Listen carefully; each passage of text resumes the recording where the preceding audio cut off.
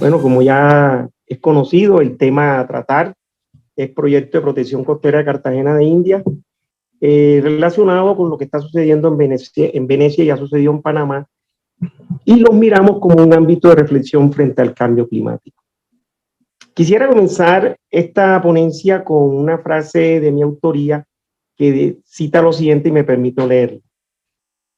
En la inmensidad de la noche, las ciudades dejan ver desde el aire como grandes manchas esqueléticas insertas en el territorio el voraz apetito de todo el desarrollo de una estructura urbana que expande como tentáculos sus tejidos urbanos y sociales sobre él, prueba ineludible de la intención humana por el dominio del mismo. Todo esto visto bajo el manto negro de la oscuridad. Ojalá a la luz del día el panorama muestre el dominio de la naturaleza o por lo menos en armonía y equilibrio con la creación humana. Considero que la frase es muy apropiada para las temáticas que estamos tratando y en especial con la imagen que ilustra la parte inferior de la diapositiva. El ser humano es quien puede crear, adaptarse, modificar y en el peor de los casos agrede el territorio con sus intervenciones. Con esto genera urbanismo, genera participación social, arquitectura, paisaje y patrimonio. Importante que miremos el contexto territorial bajo el cual se mueven estas tres ciudades, Cartagena, Venecia y Panamá. Y ahí tenemos el caso específico de la ciudad de Cartagena, un plano de 1805 que ilustra que nuestra ciudad es de origen insular. Todo empieza en este sector donde está la ciudad fundacional y el arrabal de Getsemaní, separado por un cuerpo de agua. Hoy en día es una unidad territorial. Tiene unas características geomorfológicas y físico-espaciales interesantes, donde hay unos sistemas hídricos y orográficos que la constituyen en un territorio muy singular y particular a orillas del Mar Caribe. Comparten en común con Venecia y con Panamá el hecho de ser ciudades costeras, también con unas características geomorfológicas importantes, interesantes, que hacen lo que esas ciudades son hoy en día. Cada una tiene su propia vocación, cada una da respuesta a esas determinantes físicas que han permitido que a fechas de hoy tengan las estructuras urbanas y geomorfológicas que presentan. En el caso específico de Cartagena de Indias, tenemos, con base en una planimetría antigua, que se ilustra cómo era la ciudad insular. Este es el sector fundacional y este es el sector arrabal o población lejana de la ciudad fundacional, y es una ciudad puerto, fortificada, plaza fuerte. Aquí vemos la ciudad fundacional y el arrabal de Getsemaní, separado por el cuerpo de agua de San Anastasio de la Matuna y todo un sistema hídrico que le da esa vocación de ser un territorio insular, y este es el área continental o de tierra firme. Esta otra imagen nos permite ver cómo ese sistema hídrico baña a nuestro centro histórico y la configuración de la tierra firme o territorio continental con un sistema orográfico donde se destaca el Cerro de la Popa, máxima altura de la ciudad. Vamos a analizar entonces cuál ha sido la problemática frente a este fenómeno que de hace un tiempo hacia acá lo hemos denominado el cambio climático. Prácticamente el fenómeno de cambio climático ha existido siempre. Esta es una planimetría de Cartagena que hace el ingeniero Antonio de Arévalo en 1761 y muestra toda la problemática que tuvo para construir y desarrollar el frente de muralla sobre el sector norte dando hacia el Mar Caribe. Incluso el plano ilustra cómo la ciudad se inundaba en ese sector porque el mar prácticamente llegaba aquí, la orilla de la costa era esta. Arévalo tenía construido el baluarte de Santo Domingo, que es el primero que se hace, y el de Santa Catalina. Incluso genera un elemento militar conocido como el espigón de la tenaza, que va a funcionar como un espolón con la intención de ganarle terreno al mar para poder generar y construir el frente de muralla sobre el sector norte. Unos perfiles ilustran y nos muestran cómo las cortinas de muralla con los cimientos eran devorados por el mar y el embate del mismo los arrasaba y los destruía.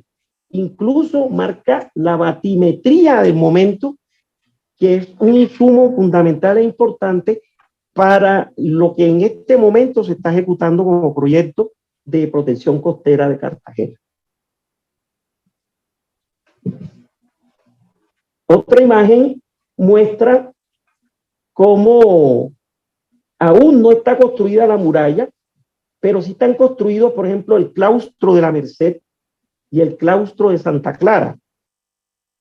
Tenía iniciada esta cortina de muralla y para protegerla elabora unos cajones con piedras y unos pilotes para tratar de poder construir esto. Pero como vimos en el plano anterior, el embate del mar se lo llevaba. Y miren aquí cómo las crujías del claustro de la Merced o de Santa Clara eran derruidos porque se erosionaba la costa. Ante estos hechos, Arévalo en su momento, bueno, y bien otra, un poquito más detallado el tema del claustro de la Merced.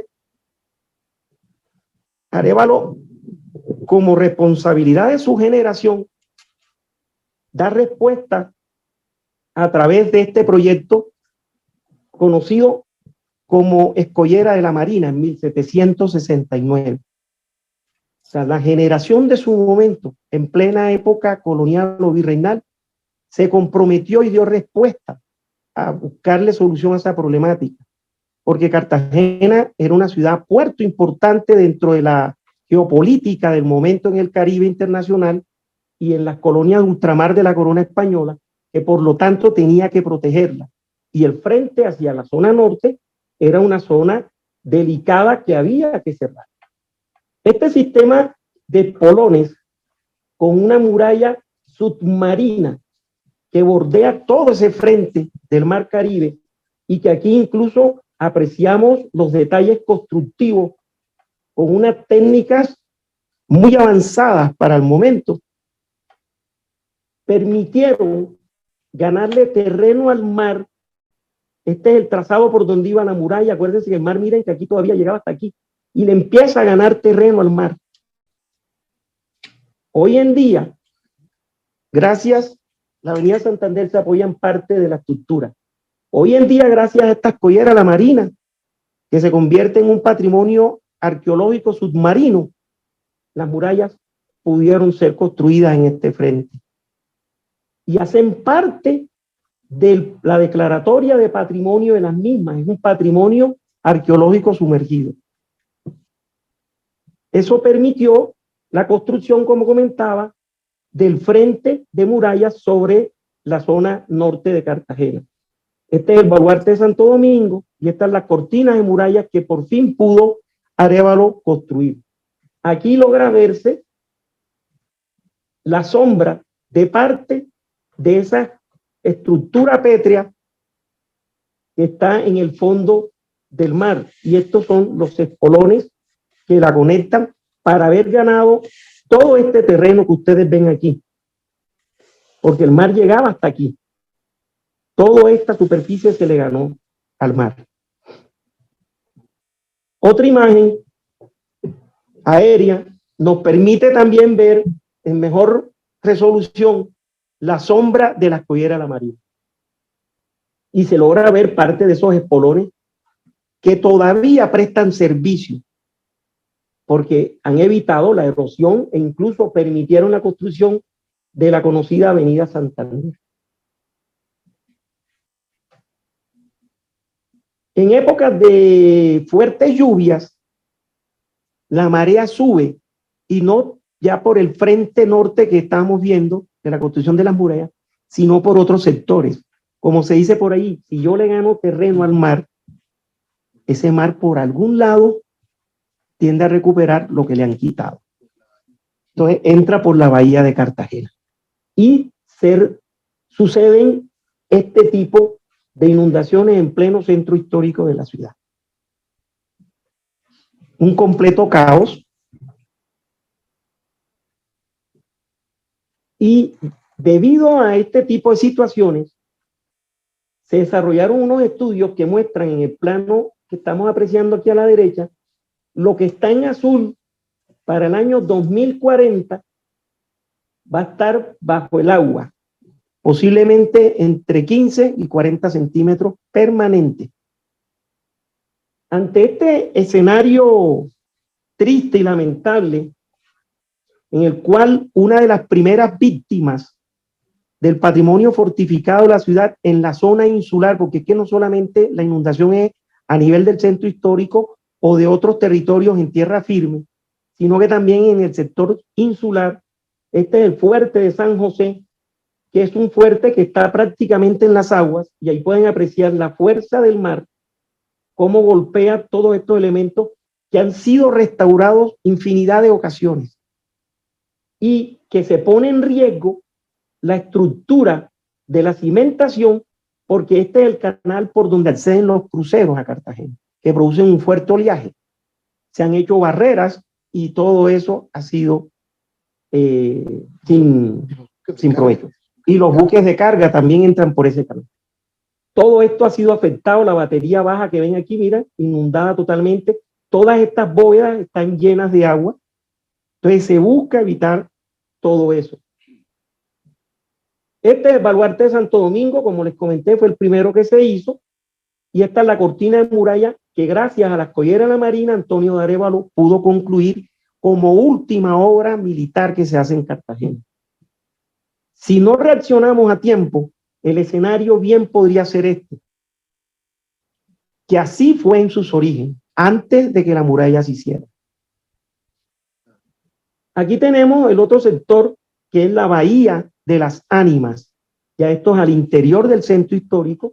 Este sector era el que yo les comentaba a ustedes del Caño de San Anastasio o de la Matuna, que separaba el centro fundacional del barrio de Getsemaní, que está de este lado.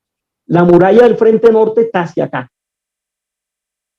Y esta bahía en tiempo de lluvia, vimos una de las fotos, todo esto se inunda. E incluso toda esta parte de por acá se inunda. Y la plaza de la aduana igualmente, que es esta que está aquí. Posiblemente podríamos en el 2040 bien estar bajo estas circunstancias. No pude conseguir unas fotografías del sector de Boca Grande, que es el área turística de Cartagena, donde en tiempos de lluvia que se inundan las calles, la gente sale en kayak sobre las vías vehiculares. Entonces, a eso estamos sometidos si no es efectivo el proyecto de protección costera que en este momento se ejecuta. Miremos a ver el proyecto. El proyecto nace a partir de la creación de un plan en el año 2014 conocido como Plan 4C, Cartagena competitiva y compatible con el clima. Es el primer plan integral del cambio climático por una ciudad costera en Colombia, y el cual dentro de sus lineamientos plantea el proyecto de protección costera. Por eso cuando la intervención del comentario que hice a la presentación de Astrid y Francisco, era el tema de que se había hecho un concurso muy importante y resulta que se desechó para entrar a desarrollar un nuevo proyecto con unos nuevos estudios que está alrededor de 35 millones de dólares, 160.000 millones de pesos colombianos. La nación pone 100.000, el distrito pone 60.000. Esta es una imagen que muestra los tiempos, la intervención, cuál sería, cuáles son los elementos de protección costera que se proponen y los beneficios que traería, además de evitar la erosión costera de todo este sector. Este centro histórico, que lo vimos en los planos antiguos, ya unidos, este es lo que era el cuerpo de agua de San Anastasio La Matuna, este es el centro fundacional y este es el Semaní. Esta es la muralla que afortunadamente terminó de cerrar el circuito murallado de Cartagena en 1762. Y este es el sector turístico y residencial de Boca Grande y de Castillo Grande, que cuando hay alto nivel de marea y lluvia fuerte, prácticamente la bahía interna de Cartagena se une al Mar Caribe. Se proponen una serie de espolones, se propone una protección marginal en este sector y frente al centro histórico de Cartagena se proponen 3 rompeolas, que según los simulacros que hace el software, pues esto va a evitar la erosión, va a evitar las inundaciones, etcétera, etcétera. Aquí ha habido una serie de problemáticas que es el no reconocimiento o ubicación exacta de la estructura pétrea de Arévalo, de la Escollera La Marina. Esto es lo que sería para Boca Grande y en realidad ya esto empezó a funcionar. Estos espolones ya están generando playa, incluso hubo un relleno hidráulico importante y la idea es que aquí se desarrolle posteriormente un proyecto urbanístico, que ya el proyecto del concurso de la Sociedad Colombiana de Arquitectos ya tenía previsto en el proyecto ganador. Pero Ricardo, espolones ahí desde tiempo atrás. Sí, aquí hay unos espolones, pero éramos más pequeñitos. Aquí, en estos puntos por aquí, entonces estos se proponen mucho más grandes y de mayor dimensión y magnitud. Entonces, estos serían algunos de los beneficios. Son 4,5 kilómetros de costa que van a ser intervenidos, se ganan 80 metros de playa. Aquí están unas fotografías que ya muestran el proceso de ejecución. Aquí están los nuevos espolones y más o menos lo que Arévalo en su momento hizo. Ok, pero esto es para Boca Grande, sector turístico. Y aquí estamos viendo cómo va el tema de relleno. Esto es la parte de protección marginal. Van a ver una revegetación por acá de mangles, pero esto es la entrada al sector turístico de Boca Grande, Laguito y Castillo Grande. Y este es el centro histórico de Cartagena, que todavía no se han hecho los 3 rompeolas que se proponen en estos puntos de acá.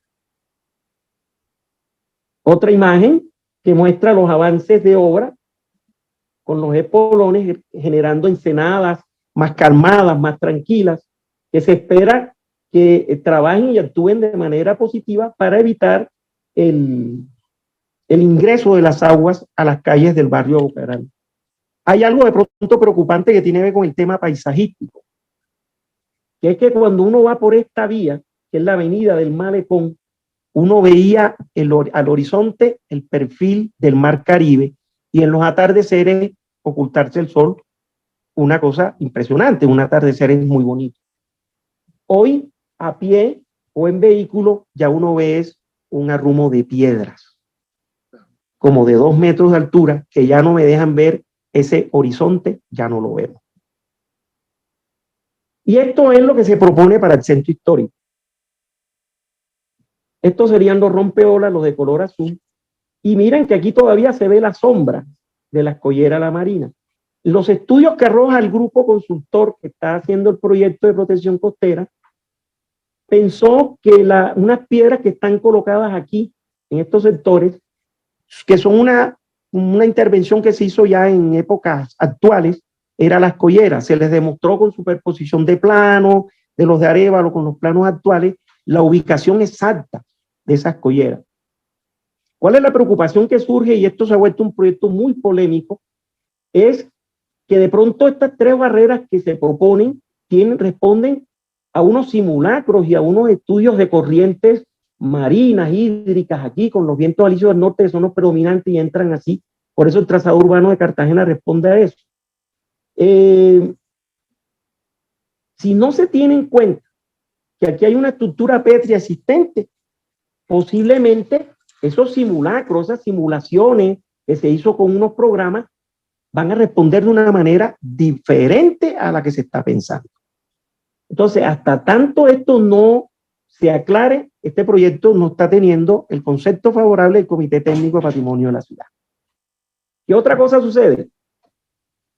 Que para los bienes inmuebles de interés cultural del distrito, que prácticamente todo esto que ven aquí, incluido la muralla y la muralla submarina, se debe de respetar una zona de influencia que la protege o protege a estos bienes inmuebles de 50 metros. Pero como también son BIC nacionales, o sea, bienes inmuebles de interés cultural del ámbito nacional, es de 100 metros. Quiere decir que si esta es la escollera de la Marina, estos rompeolas, si realmente van a funcionar, debieran de estar alejados de aquí 100 o más metros. Resulta que si se está considerando que la escollera es lo que está aquí, ellos están planteando las rompeolas mucho más cerca. Entonces ya también hay un incumplimiento de unas normas del ámbito distrital y nacional. Este es uno de los ejercicios que se hizo de superponer planos. Y aquí vemos el proyecto La Escollera de Arévalo. El de color es el plano de la colonia. Y estas piedras es la protección que se hizo durante la alcaldía del señor Carlos Díaz Redondo. Y esta es la avenida Santander. Ahí está la superposición de planos. Miren los rompeolas donde se proponen. Posiblemente esas simulaciones o esas corrientes hídricas que se estudiaron con el tema de estos rompeolas para evitar los niveles de marea, la erosión, de pronto no estén funcionando porque miren que aquí se escollera la Marina considerando que esta es la escollera y la escollera es esta.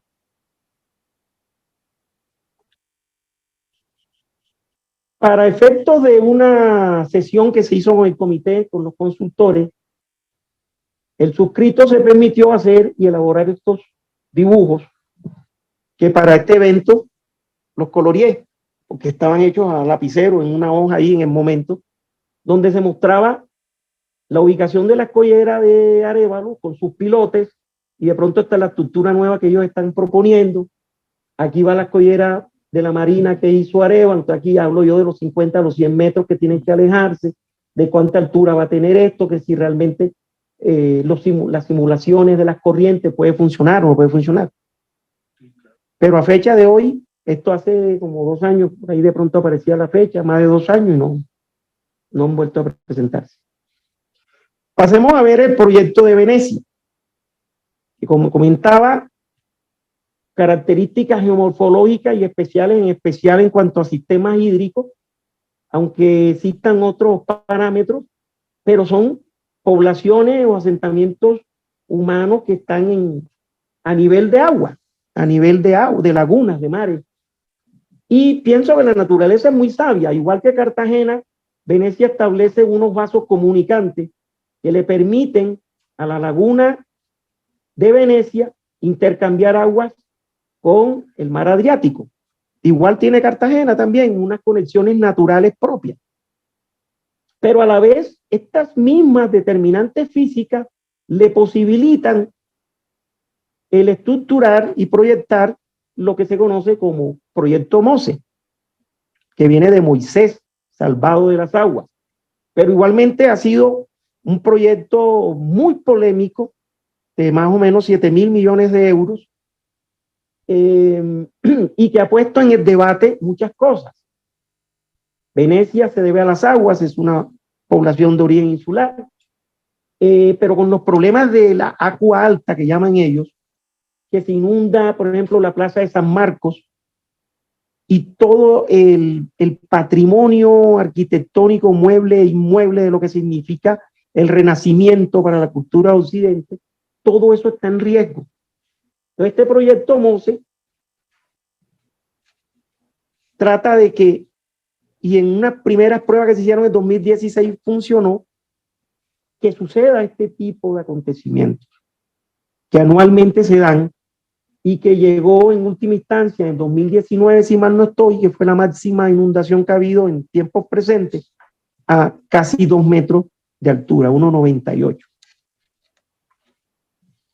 Entonces, se propone como 3 grandes esclusas o compuertas que sumadas van a constituir 78 barreras de 200 toneladas en esas bocas o esos canales, el Lido, Mamoloco, creo que se dice así, Malamoco y la de Chioggia. es la última. Comprenden una serie de cajones en estructura de concreto a una escala monumental, al contrario de las que en un principio propuso Arévalo. Eran unos cajoncitos de piedra con unos tabletacados de mangle. Acá son unas señoras cajas de concreto que están en el fondo del mar para que estos bajo sistemas de aguas y vacíos, de llenos y vacíos, las compuertas estas se puedan levantar y eviten que la alta marea o la agua alta pueda sobrepasar esta compuerta metálica. Se convierten entonces en unas fortalezas submarinas, pero contemporáneas de alta tecnología y metálicas, que requerirán un alto mantenimiento por su condición, por su materialidad. Muchas polémicas se han generado con base a este proyecto porque comprendió también el tema de la corrupción política. Y hay muchos alcaldes y otros políticos influyentes en el momento que están presos por el despilfarro y toda la corrupción que se dio a través de buscarle una solución que salvara a Venecia de las aguas. Pero ahí viene el otro debate. Hay gente que dice que Venecia, que nació de las aguas, ¿de qué la vamos a salvar? Son muchos interrogantes que se producen, pero había que buscar una solución para frenar el riesgo que corre Venecia de perder todo su patrimonio. Entonces, algunos autores dicen que ha habido un abandono de la ciudad por parte de sus residentes, convirtiendo a Venecia en un parque temático flotante. Y esto en cierta manera se asemeja a Cartagena en el sentido de que mucha gente ha salido del centro histórico, los raizales, porque se hace oneroso vivir en una casa mansión de las del centro histórico y las han adquirido foráneos, extranjeros, gente de mucho dinero, y se vuelven casas fantasmales, pues se vuelven casas vacacionales. Pero entonces, ¿qué preferimos? ¿Perder nuestro patrimonio porque la gente lo abandona y las casas entran en deterioro y ruina? Hay cantidad, hay un inventario de más o menos 100 y algo casas en el centro, sin meter Getsemaní, en deterioro, en ruina. Entonces, Venecia está teniendo también una gentrificación, pero es debido al tema del agua alta, a la alta marea. Entonces, ¿qué preferimos? ¿El parque temático flotante o que la ciudad permanentemente quede inundada como es el pronóstico para Cartagena en 2040? Miremos el caso Panamá. Aunque son cosas muy diferentes porque, por ejemplo, el casco antiguo de Panamá no está sujeto a inundaciones, porque afortunadamente el asentamiento que en su momento se dio nuevo, porque la ciudad vieja estaba por otro lado, se dio sobre una zona alta. Está sobre una zona más elevada del nivel o lámina de agua del Océano Pacífico. Pero la península que constituye Panamá tiene a su haber una serie de apéndices y una serie de islas, que es lo que es el Causeway, hoy lo que se llama Causeway hoy, y en estos sectores se estaban produciendo erosiones costeras y había unos problemas en estos intercambios de agua, y se dio un proyecto que buscara esa protección, que es el proyecto de cinta costera, y conectó a nivel terrestre todo este sector con estas islas, y se generaron unas marinas, se generaron unos comercios, y esto tiene una actividad turística importante para Panamá, gracias al proyecto de cinta costera. El Museo de Getty. A eso vamos. Entonces, en la cinta costera son 3 fases. Esta es la primera, luego viene una segunda que está en este sector de aquí, y posteriormente la tercera, que es esta, que generó todo tipo de debates y polémica y casi le cuesta la declaratoria de Patrimonio de la Humanidad a el casco antiguo de Panamá. Me parece una solución interesante que se aleja 400 y tantos metros en su punto más distante, permite, porque esta vía, esta cinta costera 3, fuera de ser una vía escénica y paisajística, permite en varios puntos aterrazados que tiene aquí en unos niveles inferiores a la calzada vehicular, toda la visualización del casco histórico, o sea, lo pone en valor. Pero sé que hubo, como decimos nosotros allá en Colombia, berrinche, porque el paisaje marítimo, una serie de cosas. Y esto lo comento porque finalizando yo el montaje de esta presentación se me ocurrió algo, que lo voy a mostrar al final. Y luego esta cinta costera entra y desarrolla en unos sectores como el Chorrillo, que son estratos socioeconómicos vulnerables, desarrolla toda una cuestión paisajística, ambiental, urbana, interesante. Bueno, este es el plan maestro del Cowway, la cinta costera, todo lo que todavía hay una serie de cositas que no se han ejecutado. Pero esta es la parte interesante de la cinta costera 3. El Parque de la Biodiversidad, el Museo de la Biodiversidad, el Getty Tropical de Frank Gehry, la única obra de Gehry en América. Y una cosa muy interesante, toda la teoría de un árbol con sus ramas, su follaje, con los colores del trópico, el Caribe. Y todo está en la cinta costera, que logra controlar temas de erosión, de intercambios de niveles de marea alta. Las islas estas se recuperaron, conectan al área continental y va a conectar acá a bordear y para mí a poner en valor el centro histórico de Panamá desde el mar. Esta es la cinta costera que bordea dentro del Océano Pacífico, como protegiendo el casco antiguo de Panamá. Y aquí están las distancias a las cuales mantiene. En Colombia manejamos, como les comenté, 100 metros es la máxima zona de influencia si es un BID nacional, y aquí se manejan 435 metros en el punto más distante. Y miren toda la serie de elementos urbanos, paisajísticos que generó el proyecto porque está funcionando. Ahí vemos con esta foto satelital el cómo, como si fuera una gran herradura, busca proteger la madre a su bebé, aunque esto esté en un nivel más alto de las aguas del Pacífico, y creo que ustedes son conocedores que las aguas del Pacífico casi siempre están retiradas, ¿no? Ya. Correcto. Esta calzada vial se sostiene sobre una serie de pilotes que me parecen interesantes, y a partir de allí, ¿qué sucede? Es una cosa loca.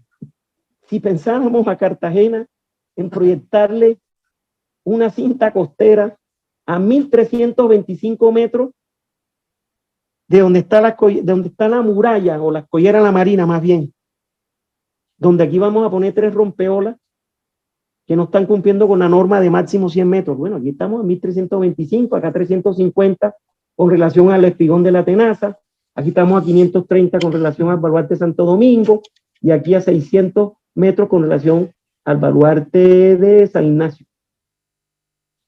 Y esto puede ayudar a mejorar la circulación vehicular, que todo es caótica en todo este sector, y para el centro histórico, porque el centro histórico se convirtió en la mesita de centro que articula la conexión hacia Cabrero, hacia el área continental o tierra firme, hacia la isla de Manga y hacia el sector turístico de Bocarán y el Laguito. Pudiera ser una solución en el sentido de lo que les comentaba. Esta calzada vehicular está soportada sobre una serie de pilotes interesantes. ¿Y qué sucede si entre estos pilotes se colocan unas compuertas? No como las de Mose, en Venecia. ¿En dónde? Entre los pilotes que soporten esto. Unas compuertas que en su momento, cuando haya alta marea, se desplazan y suban a la altura a pegar contra la placa de la calzada, listo, ahí no entra agua. Pudiera ser una solución, lógicamente, a unos costos que ni me los imagino. Y como dije, y pido de pronto excusas a la audiencia y a la gente que está detrás de pantalla en diferentes sitios, que piensen que esto es una locura. Se me ocurrió a última hora, Sergio. Se me ocurrió a última hora y dije, voy a tirarla así, una utopía o una utopía. a ver si suena o no suena. Puede ser una posibilidad de tantas locuras que se han hecho en el mundo y sobre todo de tanta cosa que se ha hecho para Cartagena de India y que a veces funciona y a veces no funciona. Entonces es como una inquietud, ¿valdría la pena hacerlo? Otro Moisés. Y con esto cierro, que serían como unas reflexiones al respecto, que me permito leer. De las calamidades y tragedias se debe apostar a sacar cosas positivas. Desde esta perspectiva, las condiciones de riesgo para estas tres ciudades costeras, que comparten muchas cosas en común en torno al tema patrimonial y a su desarrollo futuro, de cara a enfrentar el dinamismo a que conllevan los planteamientos de actualización tecnológica, urbana, arquitectónica e incluso patrimonial, se constituyen en grandes retos que buscan no solo frenar los posibles riesgos de erosión o de inundación, sino que se convierten en oportunidades para lograr la tan anhelada idealización de ciudades inclusivas, diseñadas para todos, donde todos los estratos socioeconómicos, étnicos y culturales puedan compartir espacios de toda índole, donde la arquitectura y el urbanismo en ambientes patrimoniales tienen la gran responsabilidad, pero también la bella oportunidad de establecer estrategias de diseños alternativos que involucren tecnología, con proyectos de intervención respetuosos con el patrimonio, donde prevalezca la interacción, articulación y el diálogo coherente de un lenguaje claro a nivel de imagen, texturas e incluso volumetría entre las preexistencias y la arquitectura nueva. Muchas gracias.